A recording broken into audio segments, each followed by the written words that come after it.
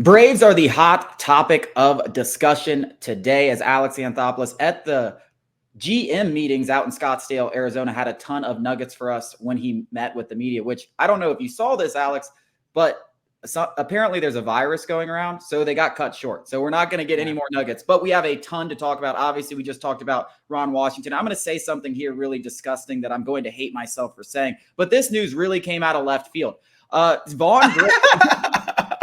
Vaughn Grissom, right? This has been a hot topic among Braves fans. Hey, could Vaughn Grissom play left field? He could be the answer in left field. Well, for the first time, at least to my knowing, they acknowledged it and said he is going to be an option for left field. Now, I was kind of against Vaughn Grissom being in left field last year because you had Eddie Rosario there, and just like playing him over Eddie Rosario didn't make much sense. Eddie Rosario is now out of the picture. And I'm warming up to the idea for a couple of reasons. The first off is if Vaughn Grissom can play left field, which if you look defensively at left fielders across the league, it's a terribly defensive player. I mean, Eddie Rosario was a Gold Glove finalist. He can't possibly be that much worse defensively. So especially with athleticism and youth, if Chipper Jones can play left field and Freddie Freeman can play third base, Vaughn Grissom should be able to handle left field without much issue. So the reasons that I like this, one is because no money is spent. But if you're going to do this, you got to commit. And there's going to be some risk there. Maybe he's the worst defensive left fielder of all time and you're left scrambling. But you can address it at the trade deadline. So it could be a gamble worth taking, because then you can allocate all those funds on starting pitching. And instead of the Michael Wakas and the Seth Lugos of the world, maybe you can go out there and get a Sonny Gray. Maybe you can go all in and get an Aaron Nola. Looking at the payroll, which is something we're going to talk about, I'll get into the numbers, but they have enough money that if they really just want to go after one big guy, they could do it. But to do that, Vaughn Grissom has to start in left field, which the other thing that I like about it is I like the contact back that he brings. I'm thinking about how we were so home run dependent in the last two postseasons, and the long ball is what wins in the postseason, but the long ball comes and the long ball goes. And unfortunately, it goes pretty often against really, really, really good pitching, which is what you're going to face eventually in the postseason. So I like the idea of having a more of a contact back that can hit 300 plus, as long as he can do it defensively. But like I said, the key here is you got to just let him go. You got to let him loose in left field. Will the Braves take that risk? I think it's worth exploring. Yeah, you were always against it because of the power dynamic of left field and the lack thereof in Vaughn Grissom.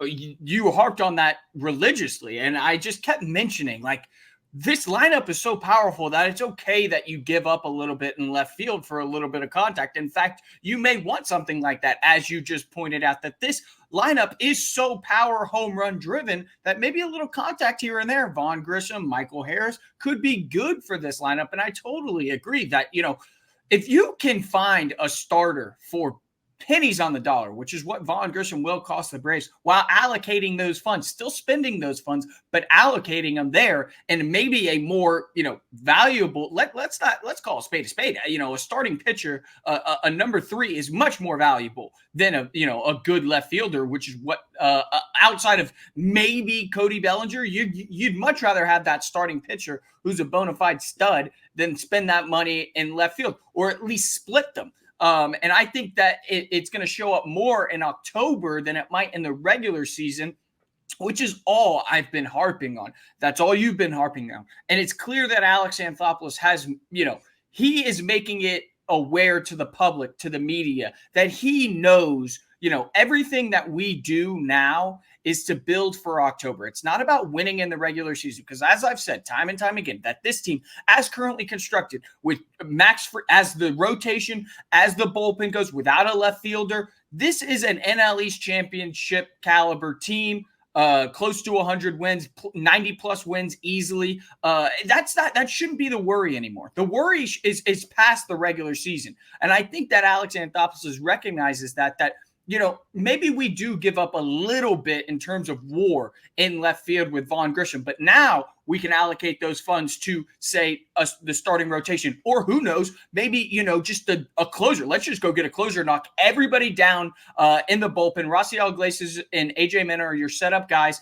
and we just get a bona fide star closer. That could be a case. I love the idea of, potentially giving up a little bit in the lineup, giving a little bit up in the field to bolster the pitching staff, because that's what's going to show up in October. Well, and you could also make the argument that how much WAR are you really losing? I mean, Eddie Rosario gave you 1.1 WAR or maybe like 1.5 WAR, depending where you go. Like, I'm pretty confident that if Vaughn Grissom's bat translates, he will give you at least 1 WAR. So you're not really losing that much WAR from last year's team. And if you're allocating all those funds to a starting pitcher, let's say Sonny Gray, that's 5.5 WAR right there. Now, obviously, you could go and pay a left fielder and then get a Seth Lugo, and maybe the mix and match is somewhere similar.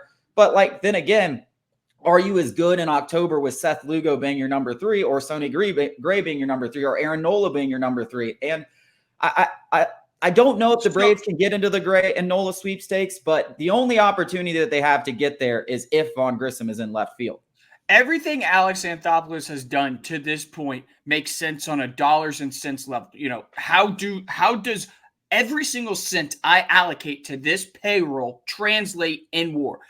We're not trying to replace the player. We're trying to replace the production. That's how he operates. That's how this front office has operated. And to this point, how could you argue with the results? 2 back-to-back 100-plus win seasons, one of the most historic offenses in baseball, but that clearly has not translated to the postseason. So maybe you do give up a little WAR, to your point.